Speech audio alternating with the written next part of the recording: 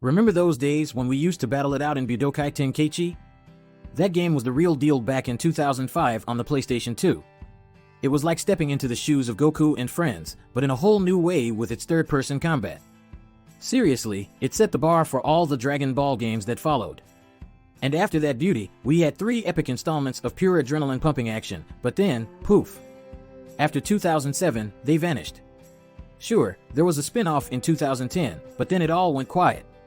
But hold on to your Dragon Balls, because guess what?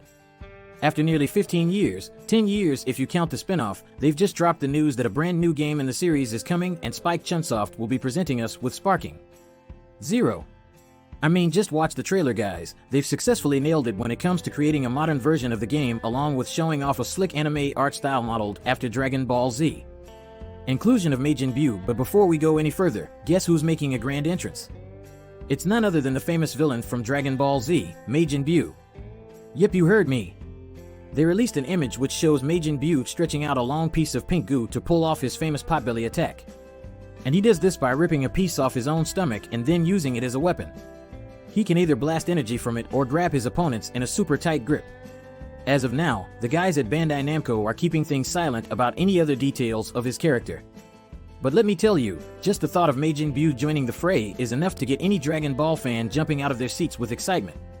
The development process now, I have to give credit where it's due, and man, according to Jun Furutani, who is the producer of the game, explained that when you smash through a boulder or a building after landing a mega punch, it's all happening in real time. And hello, we're talking Unreal Engine 5 graphics here. It was also confirmed that the game would be developed for next-gen consoles, releasing on the PS5, Xbox Series X/S and PC via the Steam platform. But Furutani's genius moment came from watching players in Dragon Ball FighterZ Esports go nuts recreating epic anime battles. He wants everyone to get that same kick out of Sparking Zero. But hold up. Sparking Zero isn't your run-of-the-mill Dragon Ball game. It's not like FighterZ, which is all about that 2D sports action. It's not Kakarot, where you're just living through the story. And it's definitely not Xenoverse, where you wander around as an avatar. Furutani's big pitch? He wants to push you so deep into the game world that you forget which world you're actually in. And hey, if he truly delivers, I'm all for it. Leaks already? But let me spill some tea because surprisingly, we've already got some leaks floating around. So, there's this rumor from the Xbox store that apparently, this game is going to be massive in size, like, really massive. It's the 4th big-time console game in the Budokai Tenkaichi series. So, the story goes that this guy Trenton Connell on Twitter just stirred things up.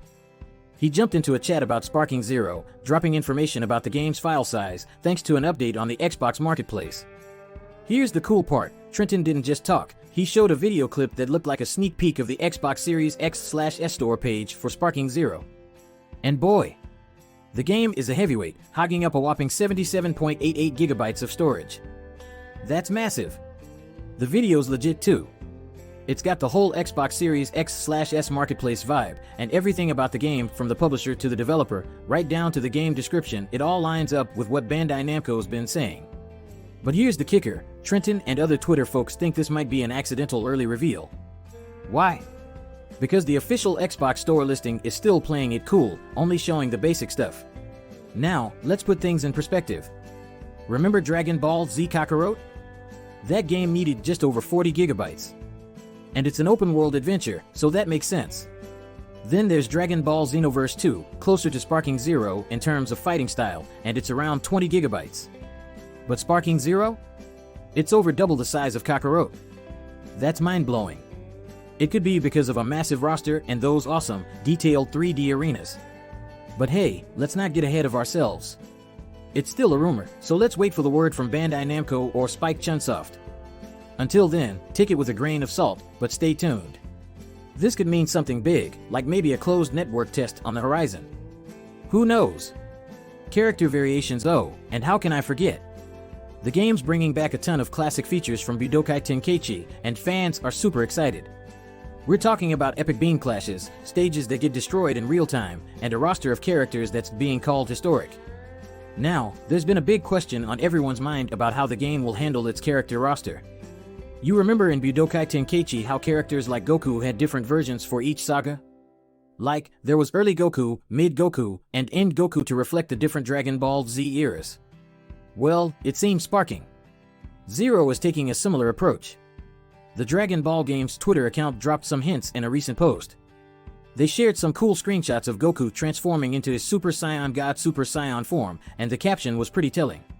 It said, "Goku, Super Saiyan God Super Saiyan is ready to break the heavens." This little hint, especially them specifying Goku, Super, pretty much confirms that we're going to see multiple variations of each character, showcasing the different Dragon Ball eras they belong to. And guess what?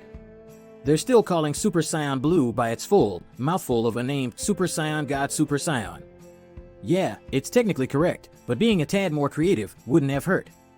With the tweet focusing on Goku, Super, it looks like characters will be categorized based on the specific Dragon Ball series they're from. We're talking original Dragon Ball, Z, GT, Super, and maybe even others. It's a bit different from before, and it's creating a lot of excitement and speculation. Release date? And finally, for the million-dollar question of when's the release date? Well, sadly, it's still pretty early days for this game as it's just been announced and is in the initial phases of development. So, we're likely going to have to wait a bit before we can get our hands on it. But remember how the original games were all launched around October or November in 2005, 2006, and 2007? Well, if we are lucky, we might see this new Tenkaichi game hitting the shelves around the same time in 2024. But don't worry, I'll keep you in the loop with any new info about the release date as soon as it's out there. And that's all for today, folks.